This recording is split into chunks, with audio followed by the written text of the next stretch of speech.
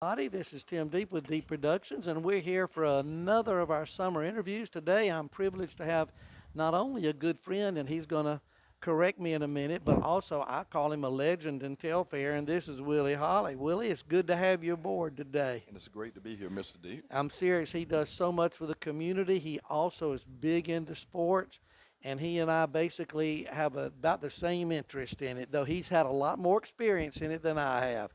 We won't mention that picture of me I showed you earlier today.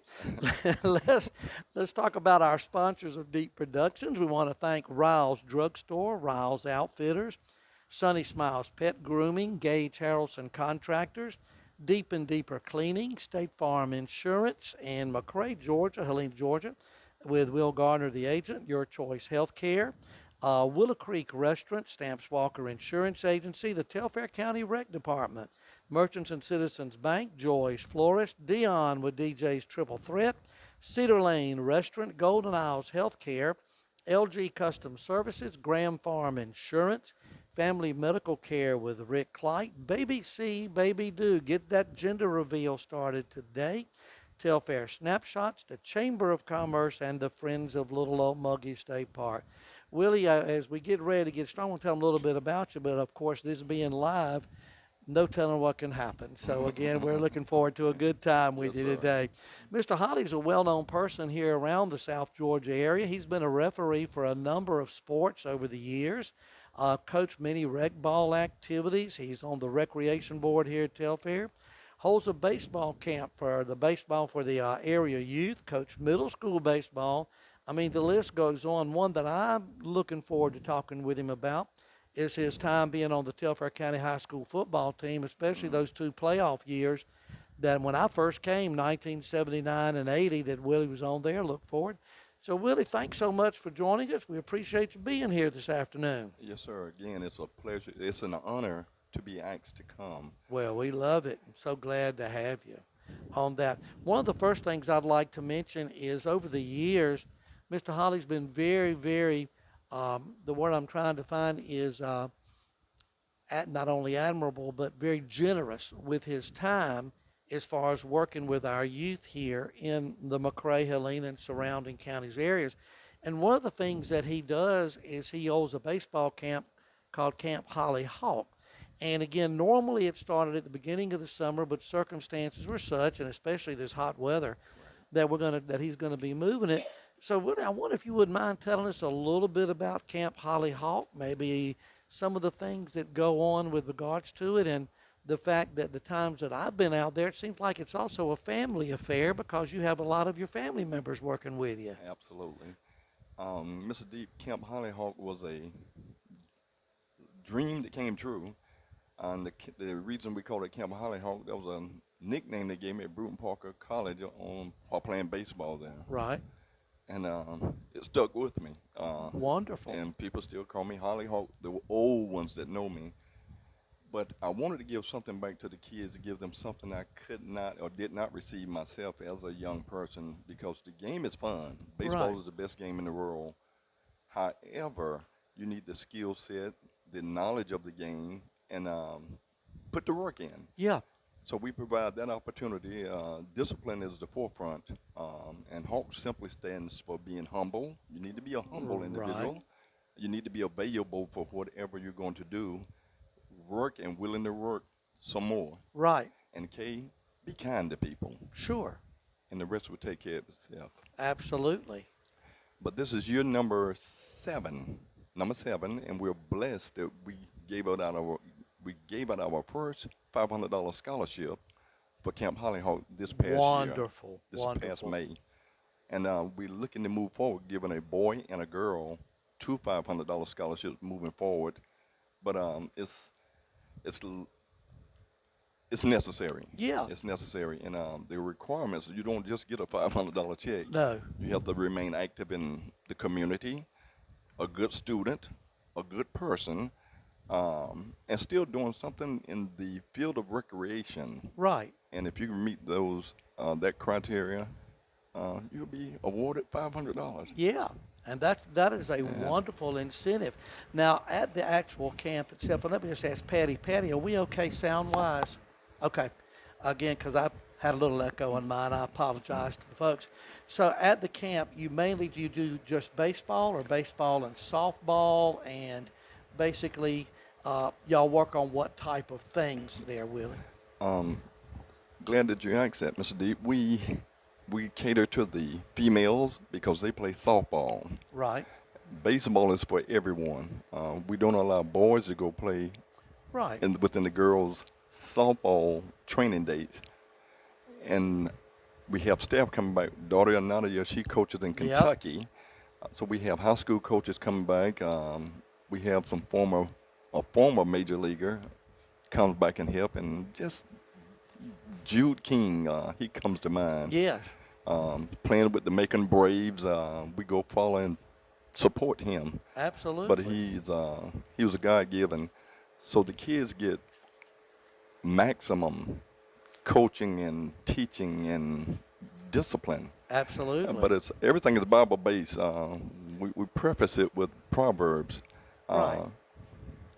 Maybe be incorrect, but Proverbs 22: train a child in the way they should go, Right. and the rest, It'll fall into place. yes, It does. baseball, school. We want you to be great citizens. You may not make the major leagues, but you can be a great citizen. Your values, your ethics, and your morals will be far reaching Exactly. than baseball. And in baseball, there's so many life lessons you can Yes. learn. Yes. And again, one of the things that I was impressed with, because I had the opportunity to come out every now and then while they were doing it, is not only are they working hard and getting better, but they're having fun. And that's Absolutely. such a big part of it, Absolutely. because if you don't enjoy the game, why would you want to keep doing it? And so these kids seem to have a big time. Absolutely. And it's funny, again, that you say that. A prerequisite, you're going to be disciplined, you're going to work hard, Right. but you must have fun. If not, you don't need to play this game. That's right. Why would you be there? Yes. The fun that I saw, though, besides the baseball, of course, and the softball, he had a slip and slide. And they looked like they had a ball. And on a hot day in the summer last Yes, year, yes. you had to have something to cool you off. Willie, as far as possible times and all, is there a set date in September, or is that going to be something we just need to publish when it comes out? Looking at September, the fall, they've been baseballing. Now we start football Monday. Right. Oh, that's right. Middle school. Middle getting school ready. football begins Monday, so that cuts out the AMs. But in September, the weather cools down. I'm gonna have 2 Saturdays in a row. The date is forthcoming, Okay. but I'm gonna have a Saturday morning camp for the ages 9 to 14, and the next Saturday I'm gonna have a camp for ages 6 to 9. 2 different games. Sure. 2 different concepts. Just 2 different ways of handling it. Absolutely. So, yeah. So- Well, that sounds good. So, please, y'all keep it in mind. And when we get the dates here at Deep Productions, we're definitely going to put it out there. And I encourage you to please let your children Yes. come on out and do it, because you will have a good time. Now, you mentioned middle school. This is a good segue into middle school. All right. A lot of you may or may not know that, again, Mr. Hollie also coached middle school baseball this year. And again, and I don't want to say that I know or don't know. To me, from just looking at it from a standing standpoint, finishing second in the region, made it into the championship, that seems like a pretty good season. Now, you tell me a little bit about that, and All right. and what your thoughts were on how the middle school baseball went this year. Well, again, that was a blessing, and I thank Mr. Harrison for allowing me to coach. Yeah. Had a young team, but had some veterans on it, and the biggest transition is when a new coach, old players, now Yep. got to learn the way he does things. It took about a couple of months for them to adjust to coaching style, and also Coach Young and Coach Harrison. Right. But they stayed the course. They believed in what we were instructing them on. And the thing we tell the kids, we're not going to ask you to do nothing that we can't do, have not done, Right. and still can do it Yeah. in most cases. So we participated. And with the coaches, when I met with them initially, I asked them the coaching styles, Of course. And I told them mine, I'm going to be simple. I'm a dictator. Mm-hmm. I'm a participator, There you go. a communicator, Yep. and you got to know when to infuse that portion of it. Sometimes you Sure. got to say, no, kid, you can't, That's right. and mean it. Sometimes you have to show them and show them energy. They give you energy. Right. And so we end up having a blast by the season unfolding, we had a blast. We hit the ball well. 4 kids had 4 that moved on. Tucker, Wooten. I'm not good with names. That's okay. That's okay. But 4, they're going to help the high school in some way, form, or fashion. I didn't say start, Sure. but they can help with the skill set that they have. And next year, we will have about 5 6th graders, no, 7th graders will be 8th graders next year. So we will have a formidable team. Right. And the 6th graders, they performed above and beyond, because if it was not for about 4 or 5 of them, we were short on numbers, but they became better each week. Right. And I told Mr. Harrison, I told him at the beginning of the season, I said, we may not win a game, however, but we will be disciplined, going to have fun. That's it. And going to learn the game. And look at the expectation again. Of course, now is probably a little bit higher because last year we finished second, went to the championship Absolutely. game. So now this year, your expectation may be let's knock the door down and see if we can do it. Absolutely. From a coaching standpoint, Willie, let me just ask this question because again, you're dealing with kids 6th to the 8th grade, and having done a few games in the past, again, we unfortunately were not able to. Thanks to my health, I apologize for that. Right. But it looks like that position-wise, pitching plays such a big role at middle school because you don't want to have a pitcher, and that's true for all teams, it's going to walk so many Absolutely. that everybody. Do y'all work specifically on technique or training or things? What kind of things, especially from the pitching perspective, do you kind of work on? Because that's the time arms are developing. Absolutely. Back, you and I talked before the show today that, sometimes, people consider us old school. Well, back during old school times, I remember they say, don't throw a curveball until you're 15 or 16 or Yes. something. Now, I don't know if that's changed or not.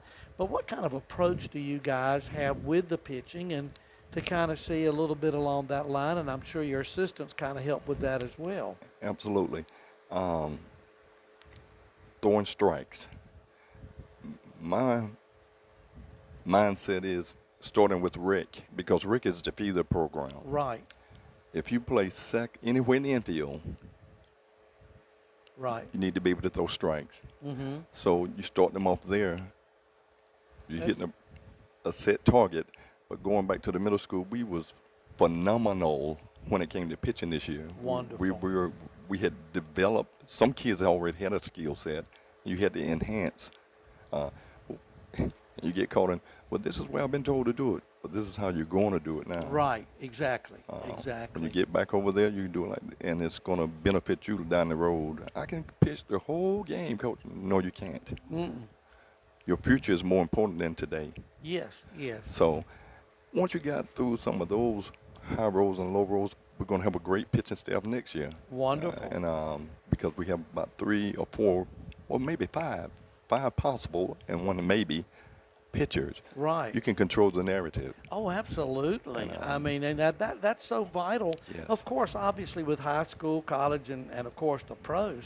But starting off, if at middle school, if you've got the pitching, and this is just my opinion, that's half the battle right there. Yes, it is. Because what's that old thing? If the other team can't score, you ain't gonna lose.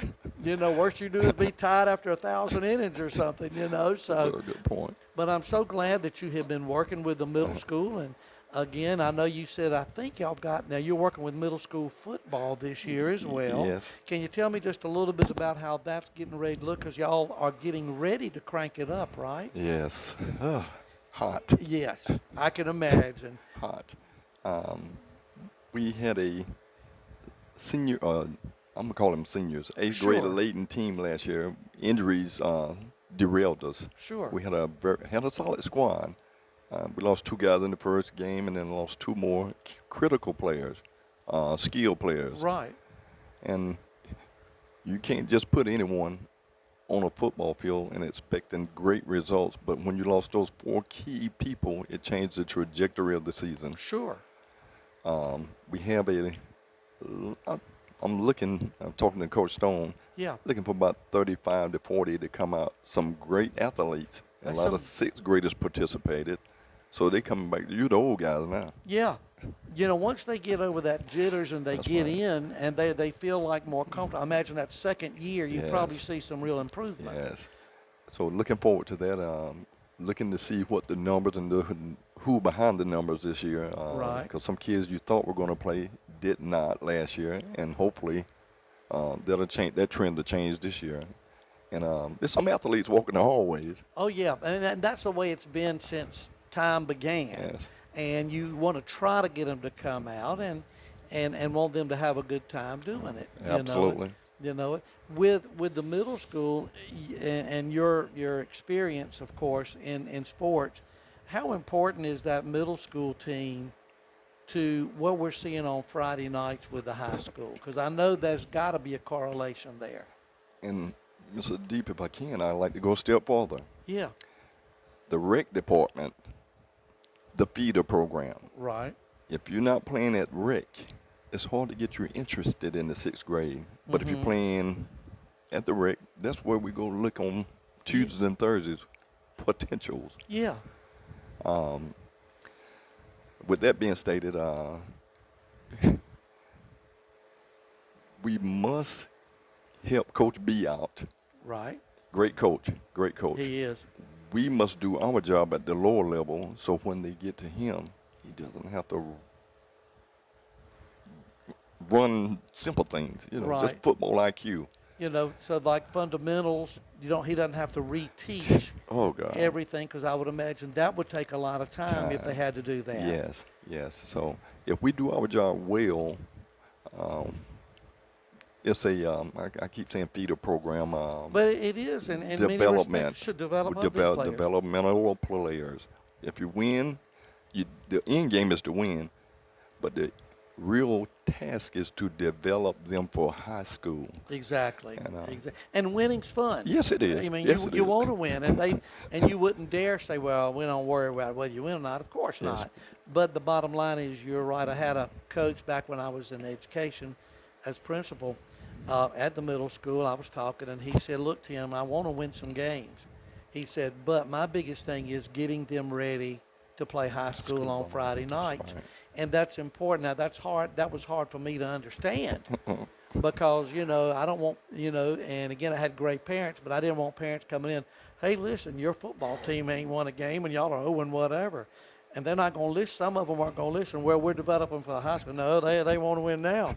But in all honesty, that's kind of what you're looking at That's now, right. you know. right.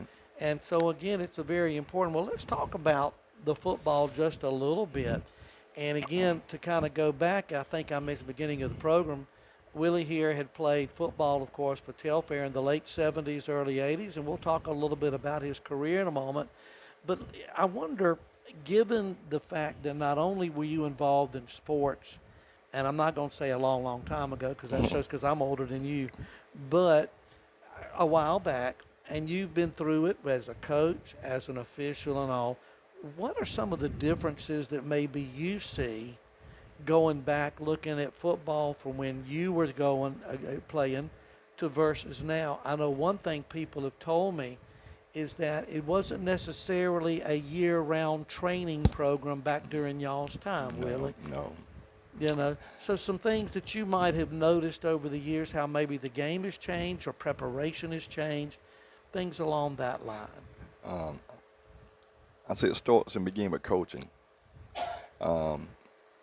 Coaches today are privy to more information, Yes. more training. Back in the day, here's your mouthpiece, here's your helmet, let's go ahead and hit somebody. There you go. That's right. It was barbaric at times, but we loved it.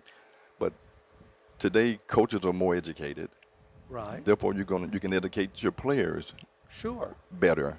And if your players are educated, you could have my goal on baseball and football. Sure. You want to have 11 coaches out there on the football field. that think the game, know Right. the game, know how to react in a situation, knowing the rules, Of course, knowing the that's big, rules. I would imagine. And but back in the day, it was just grind, grind, grind, Right, I can imagine. grind, and that was acceptable because that was the time. Sure. And but I had the pleasure of being in the presence of not just passing three of the greatest giants I've ever been around football. Nick Hyder, Right. in his presence. And people that don't know Nick Hyder, Thank you. great coach out of Valdosta, the high school Valdosta, which was named years ago, I think, what was it, Titletown, even bigger than Green Bay, Wisconsin, That's in terms right. of the titles. That's right. That's impressive. That's right. Robert Davis, when at Warner Robinson, Yeah. had lunch with him a couple of times. But the information that they poured into you Exactly. at a dinner table, it was priceless. And the last guy, my long lost friend, he's deceased now, Coach Dan Pitts. Yeah. Oh gosh.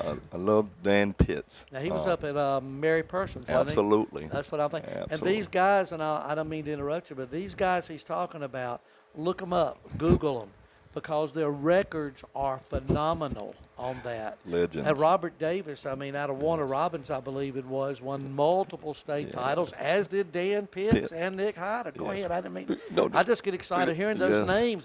Because those are names from the past, big. And how does this equate to what we were just stating? As a coach, I must, and they didn't have time back in the day, and I understand. You got to associate yourself with someone who has been there. Right. I can't tell you about winning a state championship, but I've never been there. Right. What it entails, the highs, the lows, the good, the bads. But if you're hanging out with the same group of people, you're going to get the same results. Right. Right. So, and I take a little bit from everyone. You can learn things to do from everyone. That's my game plan. And from my dad, the first coach I ever had was my dad. Yep. Too tough. I bet. Well, that's okay because he saw something in you besides just being your son. Yeah. I mean, his son. He saw a lot in you, though, Yes. and he wanted you to get it out, probably. It's tough riding home with the coach Oh, I can imagine. after a game if you didn't do well. Right. But disciplinary, the only thing I knew was disciplinary. Then when I went off to the military, just enhanced things. Sure. And from there, everything has been discipline. But without discipline, we will have a lawless society. That's right. So you're trying to build kids to be better citizens. If you happen to be a good ball player, so be it. Yeah. I hope I answered the question. on that. Absolutely. And again, to look at that, and that's really important. Well, let's talk a little bit, and this is going back a couple of years ago when Telfair, which they've done great, and especially the last 5-6 years from the Yes. playoffs, it's been incredible. But even before they were, as Coach, we say Coach B is an incredible coach Yes. and has really turned this program around. Back when we were working towards being in the Final Four, Willie and I, he was so nice, invited me to come to breakfast. He even paid for it, which he shouldn't have, but I appreciate that. I owe you one. But we sat down and talked about his time playing ball. And this was something that just really, I loved it. Back in '79, I was my first year teaching. I remember going to the playoff game against Mary Persons and thinking, wow, and we stayed with them. Same thing back in 1980. Willie, if you could tell everybody a little bit about maybe those teams you were on, maybe a few names that you might recall. I know we talked about the coach at the time, and I think you even related some stories to me about maybe some advice you may have given the coach as a player on that. So if you don't mind, just tell us a little bit about your experience there in the late 70s, early 80s as far as playing ball back during that time that was a little bit different. Now you were going against Dan Pitts. Going against Dan Pitts, the On number one that. team in the state. Yes. Our school at that time, a lot of it lost in history. It's the first time the football team made the playoffs in the history of the school. Right, and that dated back probably 12, 13 years to the mid-late 60s, I would think. Yes, and people had died and they forget. But Yeah, we had guys like some notables on that. I was just a standby guy on that 78 team, 78, 79. There were dates run together.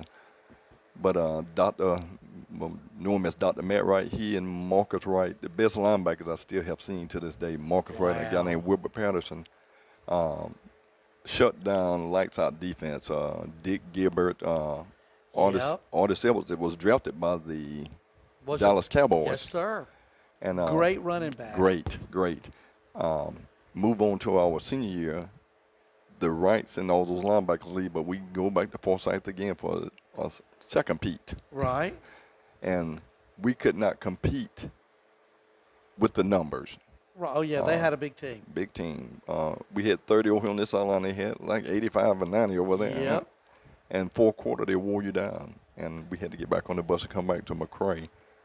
But it was a great experience. The coach told me, say, I can't believe you told me that, Hollie. I hate that. I was a winner. You know, I wanted to win back then. Of course. Well, and y'all did. But it was a great time, great for the community. Because football, basketball has always been the thing in Tallahassee County. And I'm going to ease this one in here. We had a guy, Coach Bernard Snellgrove, high school baseball. I remember the name. We made the playoffs for the first time in the history of school in 1977. Me and Alan Hancock, we made the team as sophomores. You couldn't play high school ball as a ninth grader back then. Right. So that's a big change. Yes. Your records can be ballooned, but anyway. It was a great experience. We made the team and started. Right.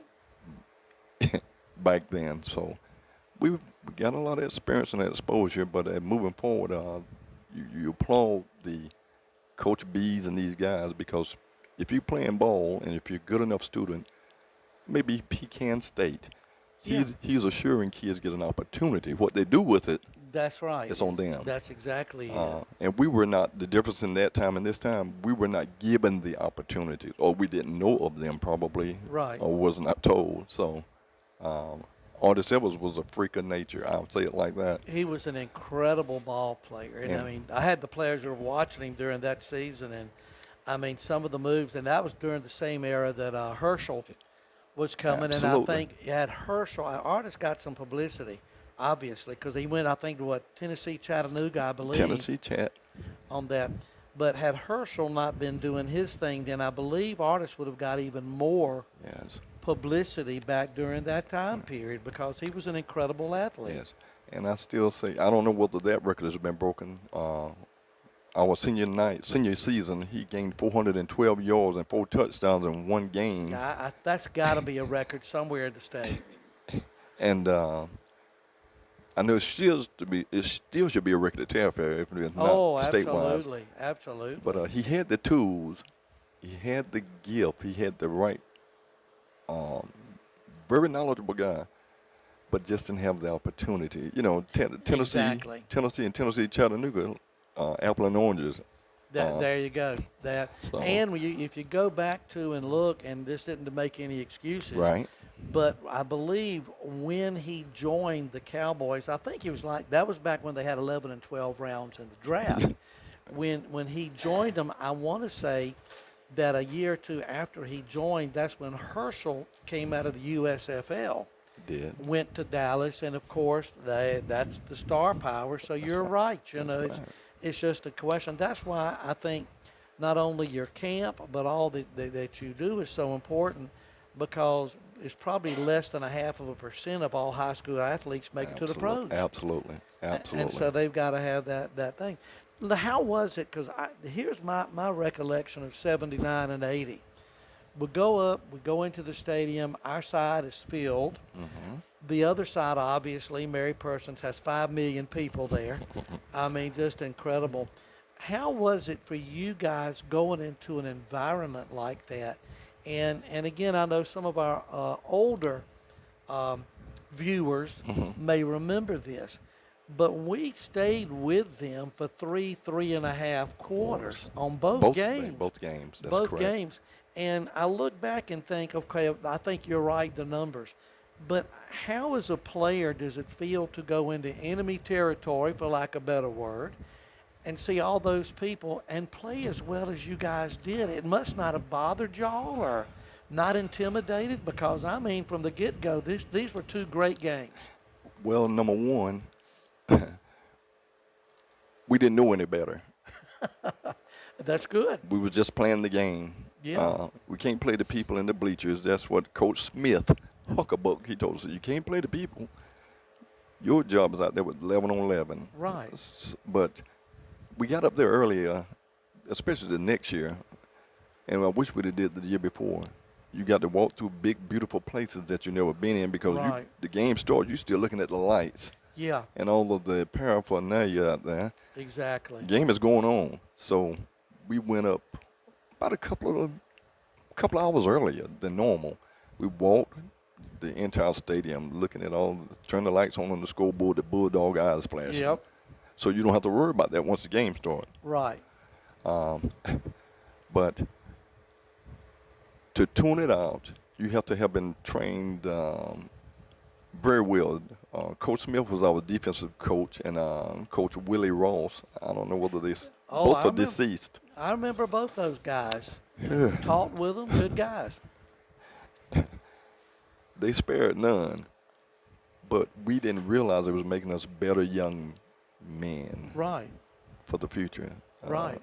And after the game, after the game, we was hard. We were sad. He said, "Boys, Sure. y'all just played the David and Goliath, and you held them for 3 quarters and some change." Yes. Yes. Think about it. I mean, it wasn't decided till about maybe 5 minutes left in the ball game. Yes. And I told Coach, I said, I knew we was in trouble because we ran the same offense, a T formation. They very seldom see it now. Right. T formation. When they changed up in the 4th quarter and went to a wing T, Right. we were lost. And so that's kind of what got them. Open the waters. Exactly. The waters opened up, and they were better prepared than we were Right. at that time. So.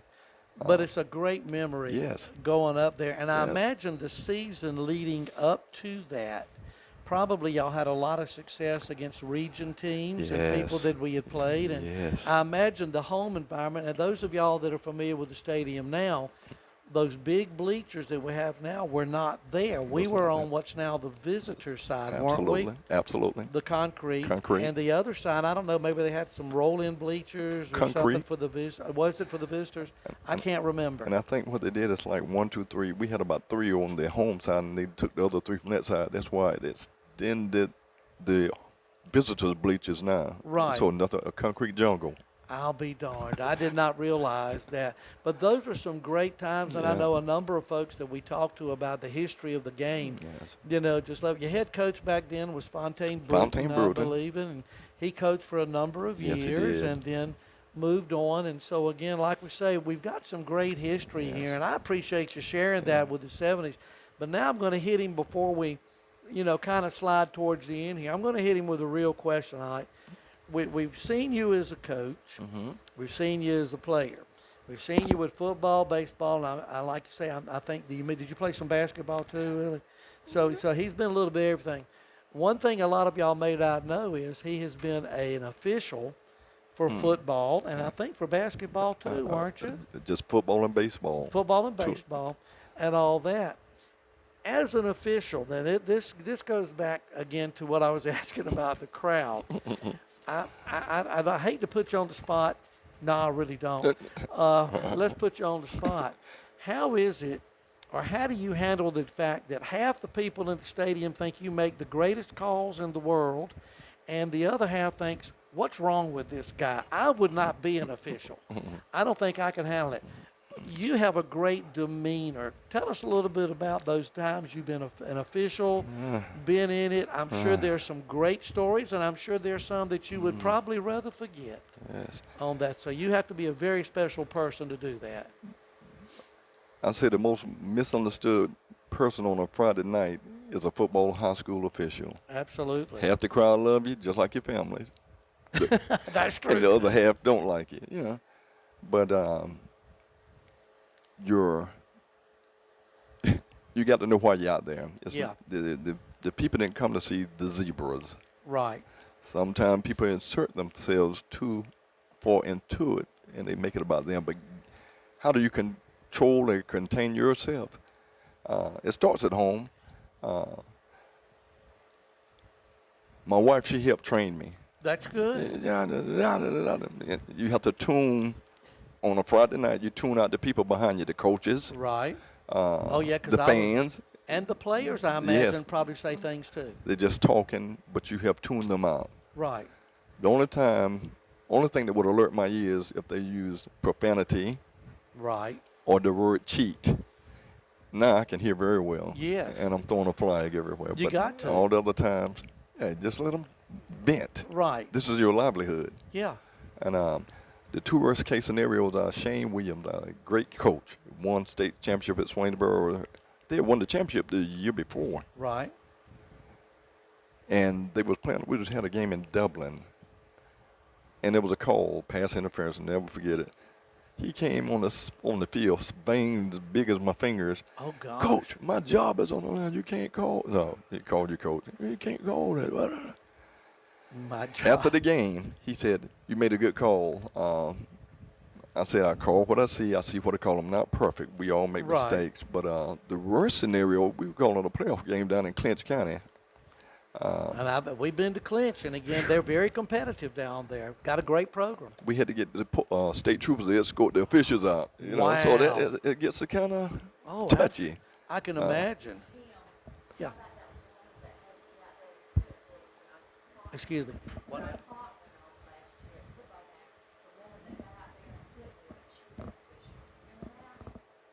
The clock broke or what now? Yeah. Oh, yeah, yeah. And she, yeah, yeah, I was going to say, well, Patty was just mentioning that. And again, y'all have so many things to keep up with. Correct. And, you know,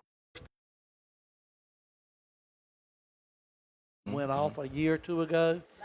Was it last year? And of course, one of the officials had to come up there with a stopwatch and all that. So yeah, and that's something different too. Patty just mentioned. Now we have ladies that are actually out there as some of the officials at times too.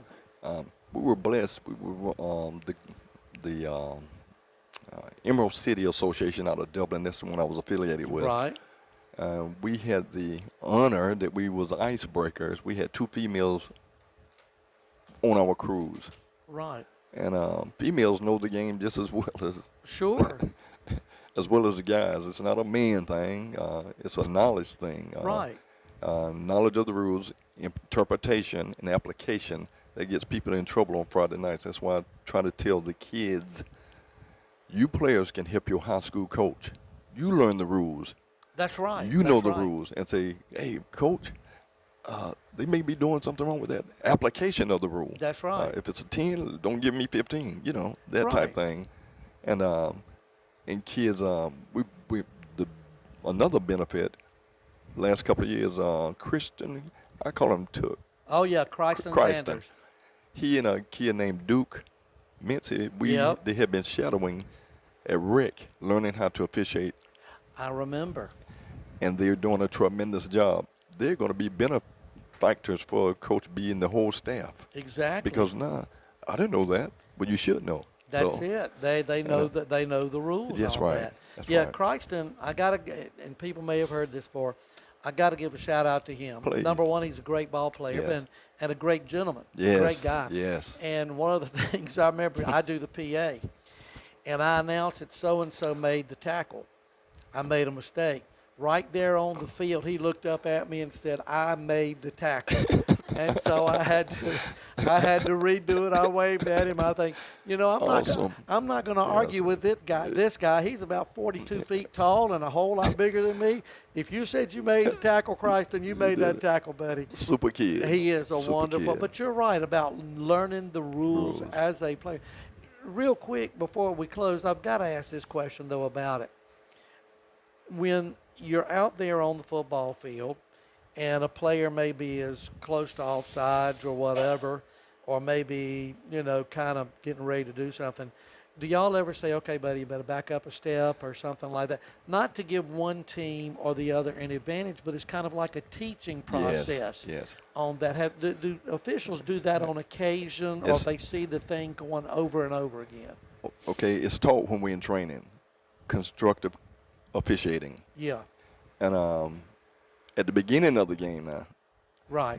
let's say the first couple of plays get off, hey, you're in the zone.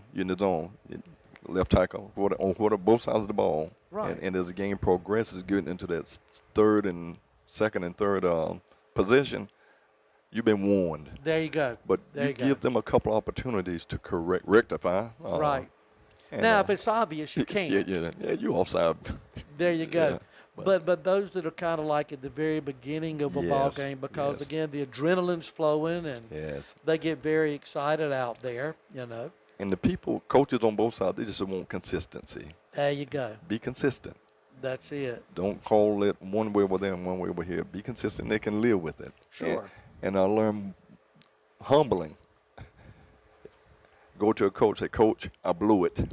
Yeah. I blew that call. But they'll respect Yeah, you. that's wouldn't they? exactly right. I blew the call. You know, and it happens. You know, we're That's human on right. that. Have you ever, and this will be my final thing on here, Willie, and I really appreciate you've given me a heck of an insight.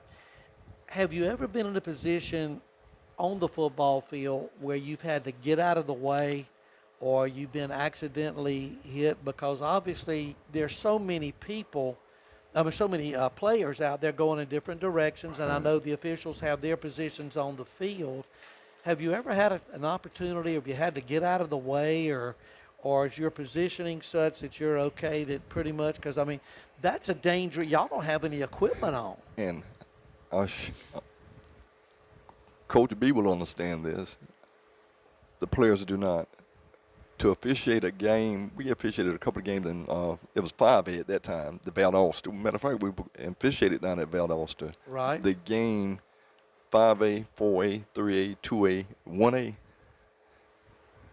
night and day as far as speed, Yeah, I can imagine. size. Sure. And you could get out of the way of a couple of kids from the local schools, but you went up to AAA, they'd be on you before you knew it. And Right. I had a couple of not so good incidents. I was going to say it's scary because a lot of folks will look at that Yes. and think, the official got in the way of that, or the ball hit the official.